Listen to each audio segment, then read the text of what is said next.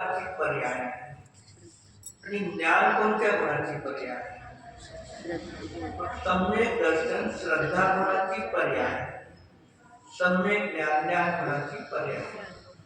मग एका द्रव्याच्या दोन गुणाच्या पर्यायामध्ये कर्ता कर्म संबंध आहे का?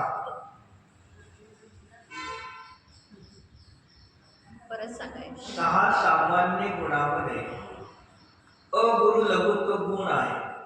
त्याची व्याख्या काय करतात? एक द्रव्य दुसऱ्या द्रव्यावर रूप होत नाही, एक द्रव्याचे गुण दुसऱ्या द्रव्याच्या गुण रूप होत नाही, एक द्रव्याची पर्याय दुसऱ्या द्रव्याच्या पर्याय रूप होत नाही. एक भिन्न दाखवा. दुसऱ्या द्रव्य गुण पर्याय रूप होत नाही, गुण द्रव्य पर्याय रूप होत नाही, पर्याय द्रव्य गुण रूप होत नाही. मग मती ज्ञानाची पर्याय अवधी मनपर्याय केवळ ज्ञान रूप होते का? मग औषमिक सम्यक दर्शन शाौषमिक संख्यायिक रूपाने परिणाम करतं का? ही एका द्रव्याच्या एक गुणाच्या दोन पर्यायामध्ये सुद्धा कर्ता कर्म संबंध नाही. मग इथे श्रद्धा सम्यक झाली म्हणून ते ज्ञानामध्ये सम्यकपणा आला. म्हणून काय झालं? समोर संपूर्ण कर्ता कर्म अधिकार सांगतो. एक द्रव्य दुसऱ्या द्रव्याचा कर्ता मानतो तो ती क्रियावादी मिथ्या दृष्टी जीन मताच्या बाहेर आहे.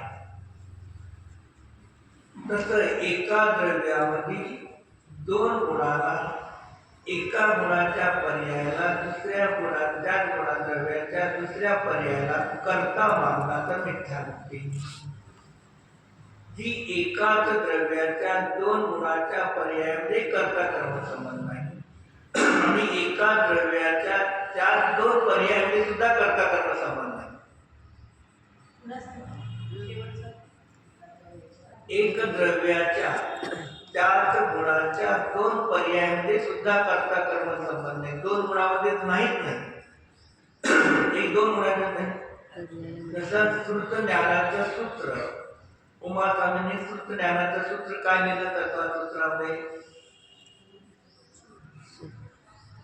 श्रुत ज्ञानासाठी कोणतं सूत्र लिहिलं? श्रुतम मती पूर्वकम दो अनेक द्वादश भेदम. सूत्राचा अर्थ सांगा बरं.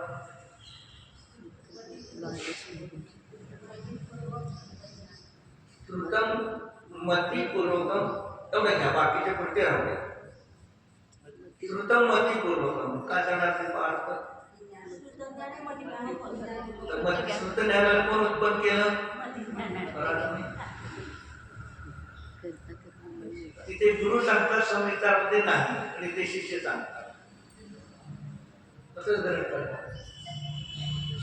ही एका द्रव्याच्या ज्ञान गुणामध्ये मती ज्ञानाला कारण आणि श्रुत ज्ञानाला कार्य म्हणजे दोन पर्याय कार्य कारण समान. अगोदर काय झोपलाय का नाही? कोण कुठेही काम करू लागलं तिथे का सांगतात?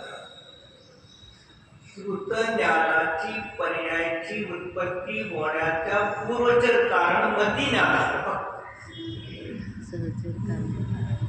श्रुत ज्ञानाची उत्पत्ती होताना मती ज्ञान कारण आहे आणि ते अभावरूप कारण